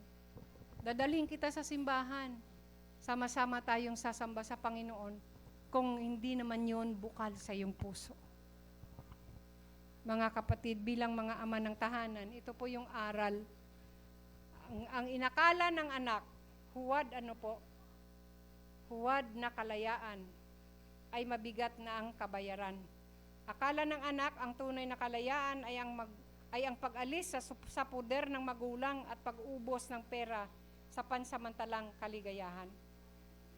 Everything is temporary. Paulit-ulit na lang tayo dito. Temporary yung mga kaibigan, yung cellphone ninyo, yung anumang gadgets meron kayo, mga kapatid, pagkain, happenings, name it. Lahat yan ay temporary. Everything. Wala pong permanente. Kahit ngayon nga, no, dami-daming kung ano-ano, lahat na lang, ay inaano natin, tawag natin doon, yung kinukumpra, ano tawag natin doon, yung lahat na lang, pagkain ng Korea, pagkain ng Thailand, ng Taiwan, ng Japanese, ng Amerika, lahat na lang inaangkat natin. Mas masarap ito. O hindi, nartikman ko, mas masarap yung. Tapos, at the end, hindi. Sinasabi mo lang yan, mas masarap pa rin ang lutong Pinoy. No? Babalik pa rin pala sa lutong Pinoy. Mga kapatid, ang dami-daming kape. Yung kape na yan, ang daming nang namatay sa kape na yan. Hindi makahinga na. No? Nagpapalpitate, nag-acid reflux. Kung anong lason meron ang kaping yan, at dinadala yung addiction sa bawat isa sa atin. Ako, pinagbawalan na ako ng doktor ng matinding pagkakape. Dati wala kaming kape. Pag magpunta kayo sa bahay, walang kape. Napunta kami dito sa Karangalan, lahat ng hinahain sa amin, kape. Inaabot ng madaling araw sa pagkakape. Natuto kaming magkape ni Pastor Alan. Ngayon, nasa sistema na namin. Pagkagising, kape. Pagkatapos ng devotion, magkakape. Pag merienda, kape. Sa school, pagdating ko sa school, chair, kape tayo. Sige, kape. Tanghali, kape. Habang nag-check ng mga papel, kape. Susunduin ako ni Pastor Alan pagdating sa bahay, kape. Kape pa rin. Bago matulog, kape. Nakakailang kape ako? 5, 6 na tasa. Grabe. Ngayon, naririnig ko, Ang kinakape naman ay yung rice coffee. Ano? Meron kayo noon, pahingi. Kung ano-ano na lang, mga kapatid. So, yun ang akala ng anak. Ang akala niya, pag wala na siya sa puder ng kanyang ama, yun ang kalayaan. Pero hindi niya alam, yung perang dala-dala niya, sandali lang naubos. Naubos kasi may mga kaibigan siya. Lahat nagpapalibre o nililibre niya. Hanggang sa, sabi doon, nagkaroon ng tagutom doon sa pinuntahan niyang lugar. At wala na siyang kaibigan, iniwan siya, wala na rin siyang pera, at siya po namasukan bilang tagapakain ng mga baboy. At ang sabi doon, wala siyang makain, kaya pati yung mga pinagbalatan na prutas, gusto niyang kainin. At talagang kinain niya na at nagiging amoy baboy na siya. Diba? Pag sige nga, kung ano yung mangusina ka, magkaliskis ka lang ng isda, maya-maya amoy isda ka na rin. Kung ano yung ginagawa mo, yun na yung amoy mo, di po ba? Sa huli, dinala siya nito sa kahirapan at kawalan ng dangal. Wala na yung identity niya, na siya ay isang anak ng, yung anak siya ng isang kilalang tao sa kanilang lugar. Sabi niya, sa aking ama, sobra-sobrang pagkain. Ang mga alipin, kumakain ng kung anong kinakain namin. Ano po? Dumating po siya sa kanyang katinuan, bumalik yung kanyang sentido komon. Anong nangyari? Sabi niya, babalik ako sa aking ama. Doon pa lang pinractice niya na kung anong sasabihin niya sa kanyang tatay pagdating. Sasabihin ko sa aking ama, ama ko, nagkasala ako sa iyo at sa Diyos. Yun po. Walang saysay ang pride sa harap ng pagsisisi. Nang ma-realize niya ang kanyang pagkakamali, inamin niya ang kanyang kasalanan na walang idinadakila. Dahil ang sabi niya, ako ay nagkasala sa langit at sa inyong paningin. Yun daw yung i-confess niya sa kanyang tatay. May pag-asa palagi sa pagbabalik loob. Amen?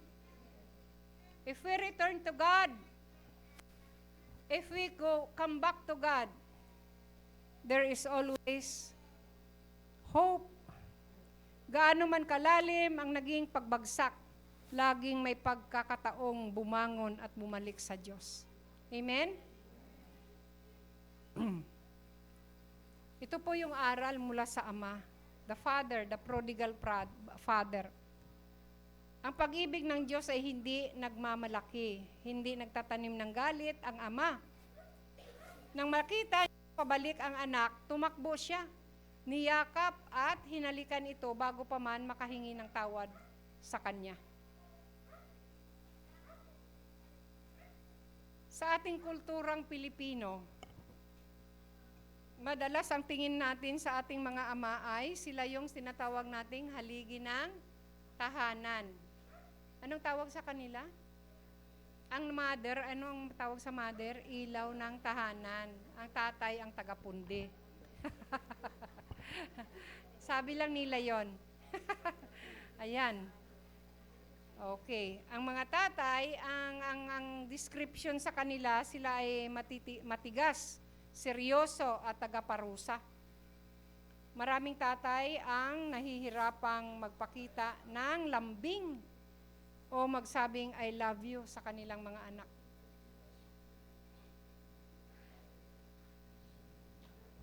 Ako po ay kahit nung buhay pa si pastor, madalas po yung mag-I love you sa aming mga anak. Si Genesis po kahit gurang na yan, magpo-40 na, 39 na siya ngayon, magpo-40 na si Jen. Ina-I love you ko pa yung aking anak. Lahat yan sila, mga kapatid. Hindi po, minsan parang naaasiwa lang tayo, no? Para bang, hindi tayo kasi sanay, awkward ba? No po? Ang akala ng marami ang pagiging maigpit at pagpapairal ng takot ang paraan para igalang ng anak. Ngunit ang katotohanan, ang mga tuntunin na walang malalim na relasyon ay nagbubunga ng pagre-rebelde. Relasyon, mga kapatid. Relasyon. Nung sinabi ng anak sa ama, Tay, akin na yung mana ko. Bigay mo na sa akin yung aking mamanahin. Yung ama may relasyon sa anak, pero yung anak walang malalim na relasyon sa ama. Napansin niyo po?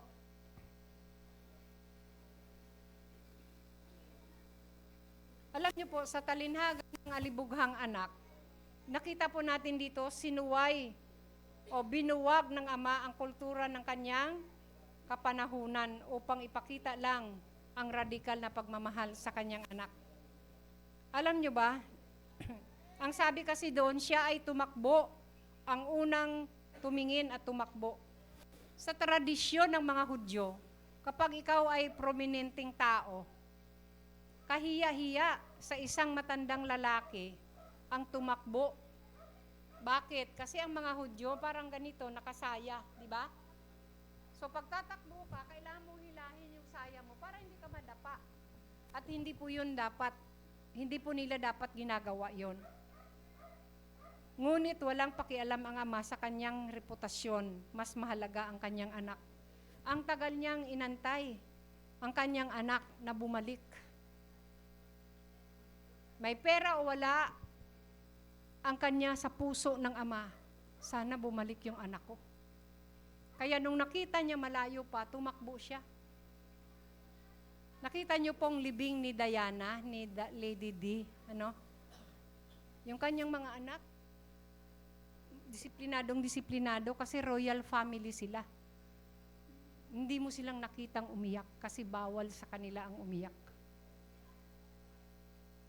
Ganun pa rin kung ano yung kultura nila bilang isang royal family, yun ang kanilang practice hanggang mailibing ang kanilang ina. Wala yung sa atin, pabubuksan pa yung kabaong, tapos yayakapin pa yung malapit ng maagnas na bangkay, nahalikan pa. Hindi ganun, no po. Binuwag ng ama ang kanilang tradisyon, maging ang kanyang reputasyon. Why? Kasi nangingibabaw yung pagmamahal at pananabik niya sa kanyang anak. Sa kanyang bugsong suwail na anak. Alam niyo ba, sa panahon na yon, sila ay nasa ilalim ng kautusan. At ang kautusan noon, igalang mo ang iyong tatay at nanay. Kapag ikaw ay napatunayan na hindi ka gumagalang sa magulang mo, ang mga tao pwede kang batuhin at patayin. Sa kanyang pagbabalik, alam ng mga tao kung anong ginawa niya sa kanyang tatay. Bago pa maunahan ng mga tao na batuhin yung anak, tumakbo na yung tatay para yakapin yung anak. At anuman ang mangyari, anak, sagot kita. Ako na muna ang kanilang babatuhin at patayin bago pa ikaw. Ganun po ang pagmamahal ng ama dito. Ano po? Yakap at halik bago ang paliwanag. Hindi muna tinanong ng ama ang anak kung saan napunta ang pera. Hindi siya nanumbat o nagsabing, anong napala mo, ang tigas ng ulo mo. Diba? Hindi ganun eh. Hindi niya tinanong na saan na yung pera mo. O ano ngayon? Ano na yung amoy mo? Amoy baboy ka na. Umuwi ka pa. Hindi ganun. Grabe. Hindi ganun. Ang yakap niya ang nagsabing, para bang anak, ligtas ka na. Nandito ka na sa bahay. It's okay. Wala nang gagalaw pa sa'yo. Pinapakita lang dito na ipinanumbalik ng Diyos, ipinanumbalik ng ama ang dangal ng anak. Yung singsing, yung bagong sapatos, yung mamahaling o magarang kasuutan ay simbolo na hindi siya itinuring na katulong, kundi ibinalik ang kanyang buong karapatang bilang anak. Amen?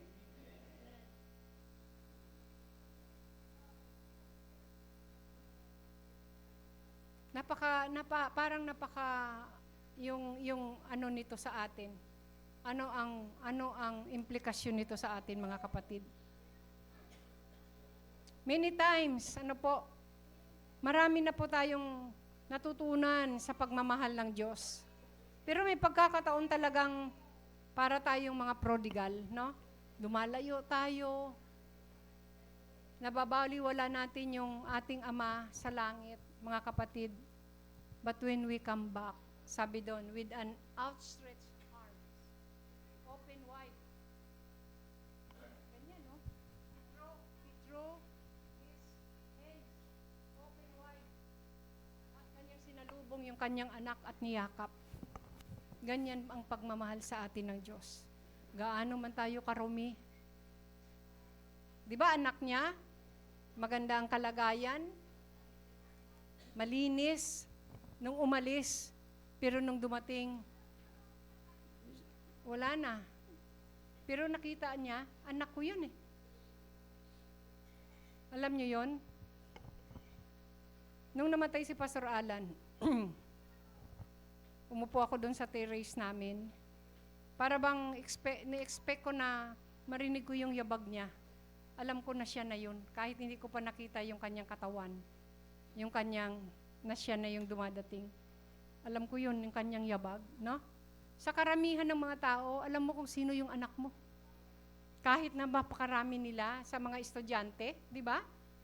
Sa flag ceremony, doon sa section nila, kahit nakatalikod o kaya ulo lang, alam mo, anak mo yun. Kaya sisigaw ka na kaagad.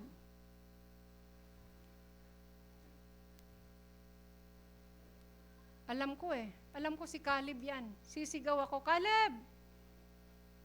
Kasi kilala ko siya kahit yung ulo lang yung makita ko, kahit yung likod niya lang. Mga kapatid, kung minsan memorize mo na, no? Kahit sa dami ng motor na dumadaan, pag dumating, si Caleb na yan. Alam mo yung tunog.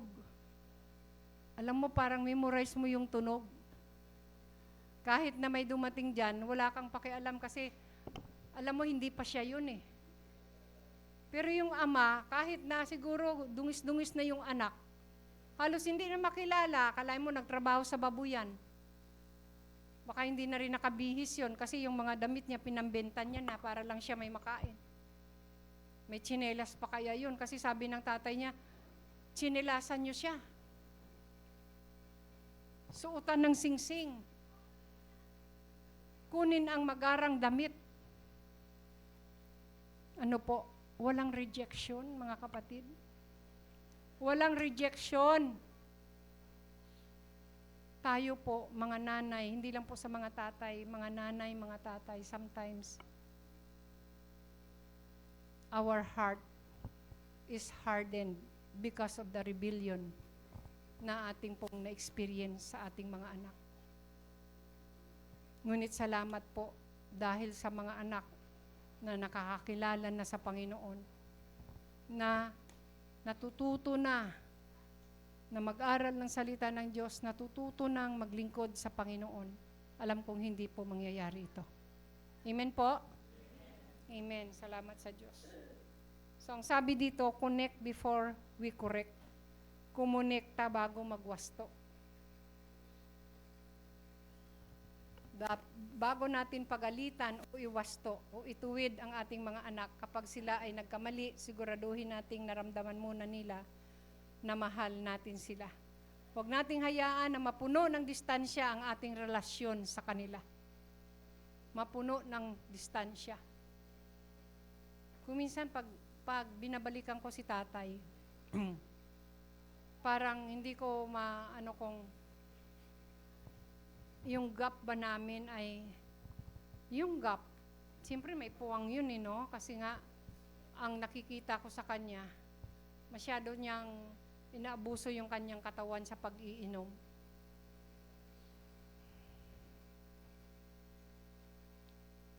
Bilang mga magulang, sabi dito, maging unang lalapit tayo sa ating mga anak. Kung may tampuhan sa pamilya o lumalayo ang loob ng ating mga anak, gayahin natin ang ama sa kwento.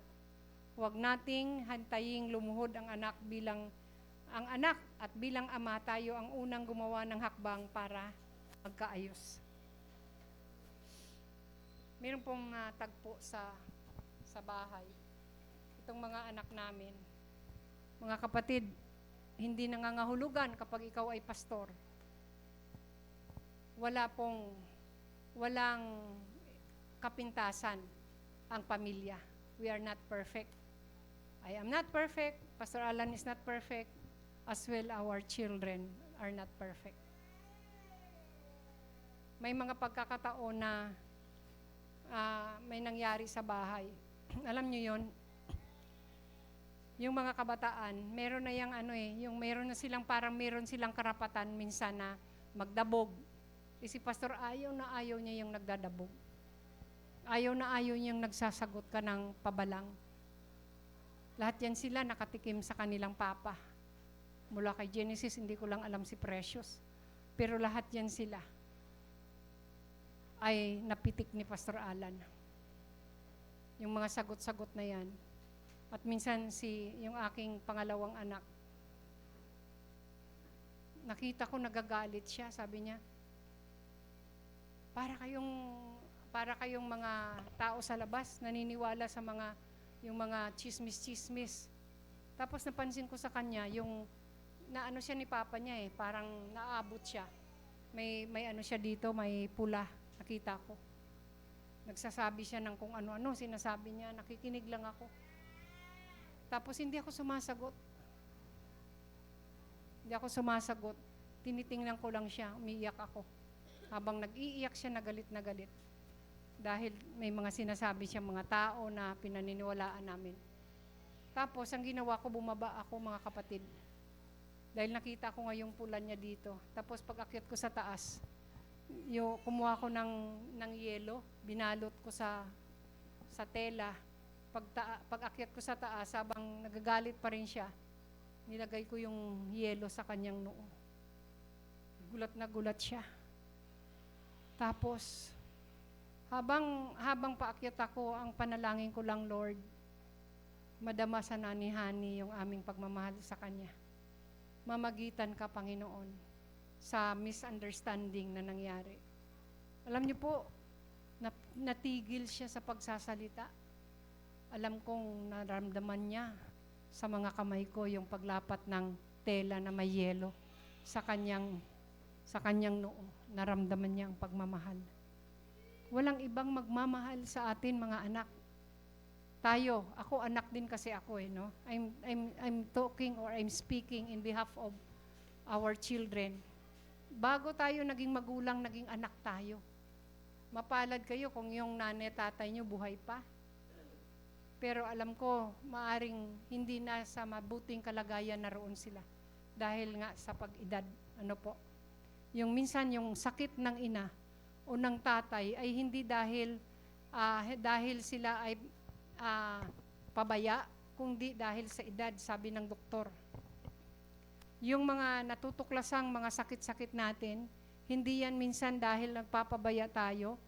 Siyempre, kadalasan yan sa pagpapabaya, pero marami dyan ang sakit na dahil sa edad. Parang makina. Hindi dahil masama yung makina, kundi dahil luma na. May edad na. May kalumaan na. So, ganun din ang katawan natin. Lumuluma siya. No? Lumuluma. At ang sabi doon, sa Bible, Noah lived for 950 years and he died. Adam lived for 960 years and he died. Ganun po ang tao. Laluluma tayo, tumatanda tayo, at nawawala tayo sa mundong ito. Pero bago man mawala, mga kapatid, bago man tayo mawala dito, naway maganda po ang ating maiwan sa ating mga anak. At nakapag-iwan tayo ng magandang legacy sa kanila. Purihin ang Panginoon. Magtatapos po ako sa isang kwento. Ito parang na-revise. Ang narinig ko dito dati yung yellow ribbon. May isang anak na lumayas matapos mag-away sila ng kanyang tatay. Paglipas ng ilang taon, napagod ang anak sa hirap ng buhay. Gusto niyang umuwi pero natakot siyang itakwil. Ang ginawa niya, sumulat siya sa kanyang tatay. Sabi niya, "Tay, sasakay ako sa tren pa uwi sa atin. Kung mapapatawad mo pa ako," sabi niya, "magtali ka ng puting panyo sa puno ng mangga sa tapat ng rilis doon sa bahay nila." No? Kung walang panyo, hindi na ako bababa. Habang papalapit ang tren, takot na takot ang anak na tumingin sa bintana. Meron siyang katabi. Sabi niya sa katabi niya, "Pakitingnan naman kung may puting panyo sa puno." Pagdaan ng tren, napaluha yung katabi niya at sabi niya, "Toy," sabi niya ganon, "hindi isang panyo lang ang nakatali. Ang buong puno ng mangga ay punong-puno ng daan-daang puting panyo." Mga kapatid, how great is the love of the Father. Willing to forgive and willing to forget and willing to accept His Son. Ano po? Na kahit anong nagawa natin sa ating Ama, mga kapatid, the God we call our Father. Ang Diyos na tinatawag nating Ama, mga kapatid, ganyan siya kung magmahal. Sabi ng anak, sa sobrang takot, "Tay, hindi na ako bababa kung wala akong makitang puting panyo doon sa mangga. Hindi na ako bababa." Ibig sabihin, hindi na siya magpapakita kung hindi mo man lang ako mapapatawad at tanggapin muli. Hindi na lang siya bababa. Magkalimutan na lang, parang ganun, ano? Nauna pang magbigay ng konklusyon yung anak kaysa tatay. Pero nagulat siya dahil ang sabi ng kanyang katabi, hindi lang isang puting panyo. Kung di siguro halos lahat ng sanga ay nilagyan ng telang puti. Na para bang, "Anak, narito ako, mahal kita. Pinapatawad kita, kinalimutan ko na yung ginawa mo. Don't worry. Matatanggap kita muli." Napakaganda po ng kwentong ito. Mga tatay, ganyan ang puso ng Diyos para sa atin. At ganyan din dapat ang puso natin sa ating pamilya. Punuin natin ng puting panyo ng biyaya at pagpapatawad ang ating mga tahanan. Ang sabi po ni Joshua, sabi niya, "As for me and my house, we will serve the Lord." Amen. Hallelujah.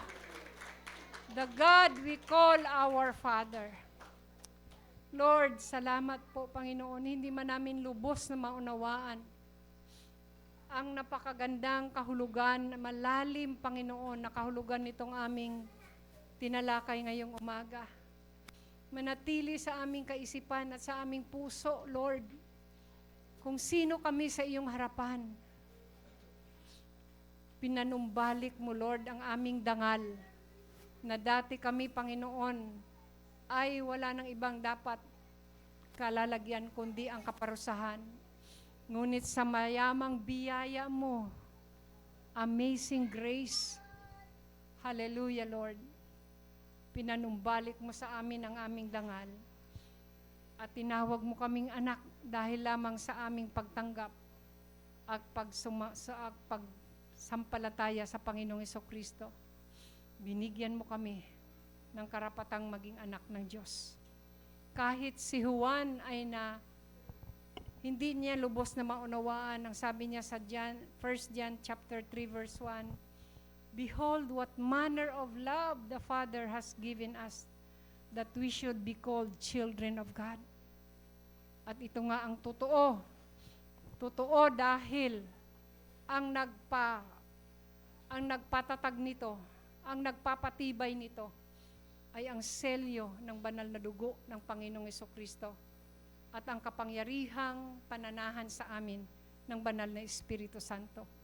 Ama, Ama, Ama namin na sa langit, sambahin ang ngalan mo. Mangyari nawa ang inyong kalooban sa langit, Ganon din dito sa lupa. Purihin ang inyong banal na pangalan. Ama, naway lalo pang maging malapit kami sa iyo, Panginoon. You are not a distant God. You are personal. Hallelujah, Lord. Mahal ka namin dahil minahal mo kami ng totohanan. At ang sabi ng salita mo, you have loved us with an everlasting love. Father, we thank you so much. We are not an ordinary person. We are the children of the living God, of the Almighty God.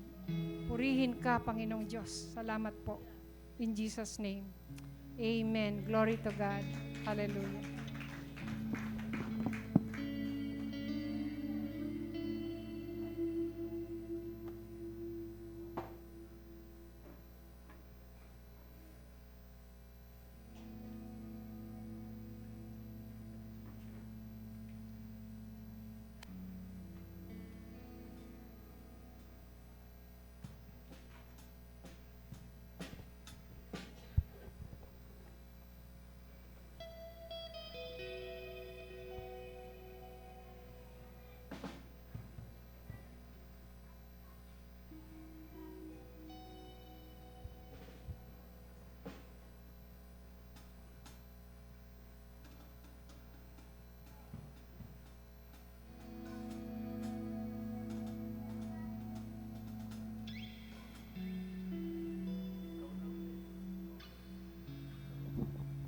Tayo po ay dumako na sa pagkakaloob. Tayo po ay manalangin.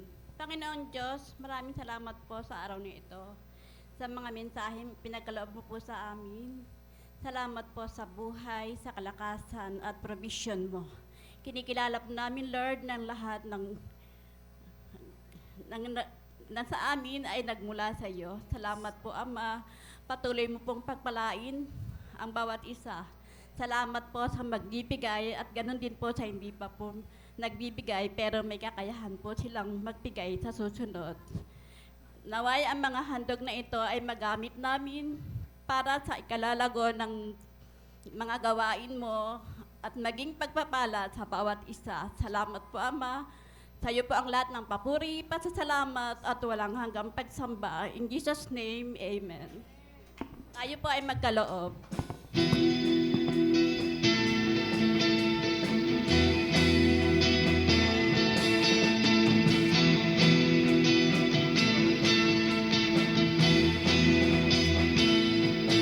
Di mangangamba sa kawalan, pagpapala mo'y laging laan. Di matatakot sa panganib, pagkat naririyan ka palagi. Di mabibilang sa pagsubok, ang pagsama mo'y tiyak at lubos. Di mapipigil sa pag-awi, pagkat ikaw ay mabuti. Oh, napakabuti. Ikaw ang aming pastol, hindi nagkukulang. Sapat na at higit pa. Biyaya mo'y sagana at umaapaw. Sapat na at higit pa. Sapat na sa lahat kong pangangailangan. Higit pa sa lahat kong inaasahan. Wala nang ang mahilig pa, pagkat ika'y sapat na at higit pa. Wala nang ang mahilig pa, pagkat ika'y sapat na at higit pa. Wala nang ang mahilig pa, pagkat ika'y sapat na. Ika'y sapat na at higit pa.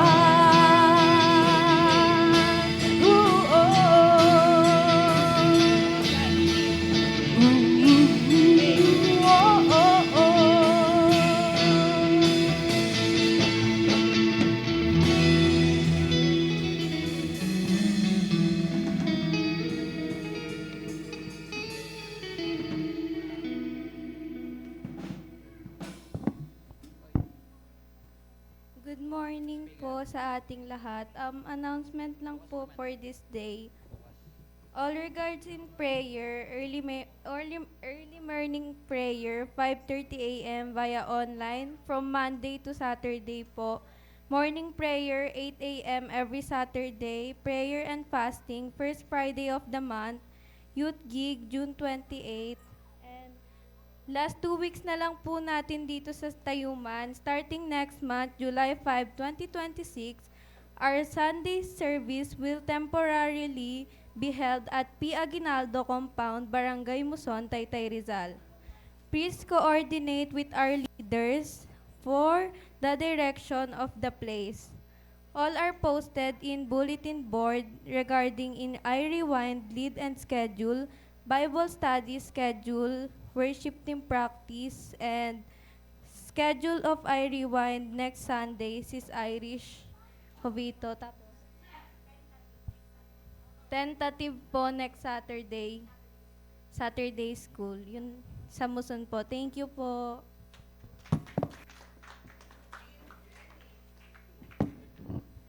Yon. Hello po sa inyong lahat. Ano What's na ba? up? Tanghali na ba, guys? Tanghali na ba? Ayun, magandang